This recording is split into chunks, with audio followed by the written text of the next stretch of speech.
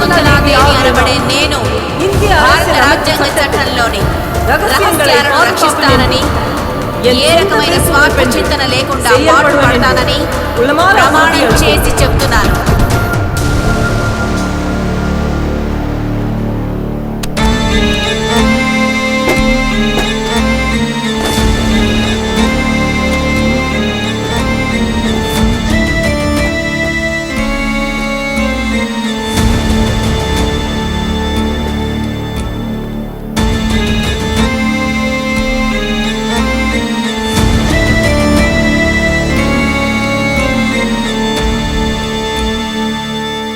ఒక నాయకుడు ఒక చట్టాన్ని అమలు చేస్తున్నాడంటే అది చిట్ట చివరి పౌరుడు వరకు చేరాలి అంటే పై స్థాయి నుంచి కింది స్థాయి వరకు ప్రతి ఉద్యోగి నిజాయితీగా పనిచేయాలి.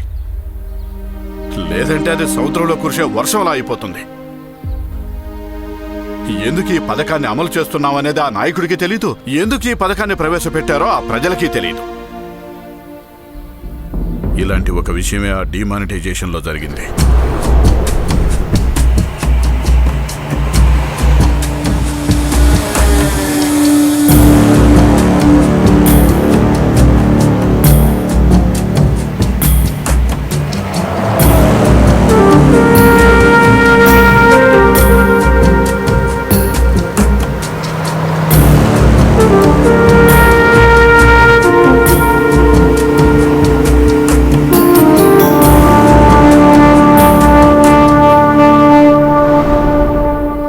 ఆకలి కోసం అన్నం దొంగిలించే వాళ్ళను ఆ స్వర్గాన్ని పంపించే ఈ జనమే పట్ట పగలే కోట్లు కొల్లగొట్టే వాళ్ళను విదేశాలకు పంపిస్తున్నారు. ఏదో కొత్త కొత్త పథకాల ప్రకారమే జనాలకి కొత్త నోట్లే అందించారు. కానీ ఎంతటి తెల్లటి కాగితమైనా అందులో కనపడే నల్లని మచ్చే జనాలకి ఆకర్షణీయంగా ఉంటుంది. ఆ విధంగానే ఇక్కడుండే కొందరు రాజకీయ నాయకులు ఆ చక్కని పథకంలోని లోటును ఉపయోగించుకుని ఒక ఆట ఆడాలనుకుంటారు.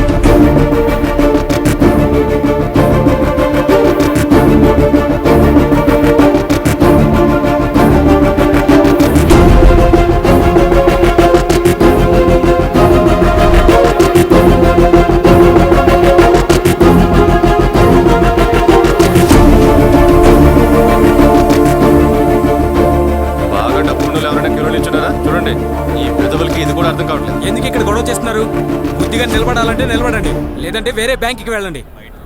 వెళ్తాంరా, నీదేం పోయింది? కూడునా కొడుకు. అయ్యా కొంచెం త్వరగా వెళ్ళండి అయ్యా. అయ్యా ఏమా, నువ్వు ఇంకా వెళ్ళలేదా? ఎన్నిసార్లు చెప్పాలి నీకు వెళ్ళమని? 2 రోజుల్లో నా మనవరాలు పెళ్లి. నా దగ్గర కొంచెం డబ్బు ఉంది.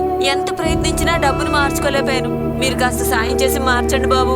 కాస్త దయ చూపండి. సెక్యూరిటీ సార్, ఈవిడ్ని బయటికి పంపించే. Okay sir. వెళ్ళమ్మా, వెళ్ళు. అమ్మా రామా బయటికి. ఎంతసేపటి నుంచి వెయిట్ చేస్తున్నాను కానీ ఏమన్నా రెస్పాన్స్ లేదు. మళ్ళీ బ్యాంక్ కొంచెమైనా మనసాక్షి ఉందా నీకు? మిమ్మల్ని అడిగే వాళ్ళు ఎవరూ లేరనగా అక్కడేమో రాజకీయ నాయకులు కోట్లు ఖర్చు పెట్టి కొత్త నోట్లతో దండలేసుకుని ఊరేగుతున్నారు. మమ్మల్ని చూస్తే అంత నీచంగా ఉందా మీకు? నువ్వు ఇలా చేయడానికి నీకు కనీసం సిగ్గేయట్లేదు. నీకు వచ్చే జీతం మేమిచ్చేదే. వచ్చాడండి ధర్మప్రభు. నీకంత జాలిగా ఉంటే నీ డబ్బులు తీసి ఇవ్వయ్యా. వచ్చాడు పెద్ద పోటుగాడు ఉద్ధరించడానికి. సార్ ఒక్క నిమిషం. సార్ సార్ ప్లీజ్ సార్, కొంచెం ఎమర్జెన్సీ. ఏమ్మా, నీకు మాత్రం సపరేట్ గా చెప్పాలా? ఎంతమంది ఇక్కడ క్యూలో వెయిట్ చేస్తున్నారు? ప్లీజ్ సార్, నేను చెప్పేది కొంచెం వినిపించుకోండి సార్ ప్లీజ్. వెళ్ళి క్యూలో నిలబడమ్మా. ఈ డిమానిటైజేషన్ సమస్య వల్ల ఇండియాలో మొత్తం అమాయక ప్రజల అవస్థ, ముఖ్యంగా మన రాష్ట్రంలో బ్యాంకుల్లో కొత్త నోట్లు దొరకపోవడం వల్ల ప్రజల క్యూలు అతిపెద్దవే అవుతున్నాయి. సాధారణ ప్రజలు ఎక్కువగా కష్టపడుతున్నారు. చిన్న వ్యాపారులకు బ్యాంకుల్లో తమ డబ్బును జమ చేయకుండా ఇళ్లలోనే దాచుకునే వారికి పెద్ద సమస్యగా అయింది. ఏంట్రా ఇతని జరిగినవి చూసి విసిగిపోయి ఓపిక పట్టింది చాలని అన్నింటినీ రికార్డ్ చేసి పెట్టాను.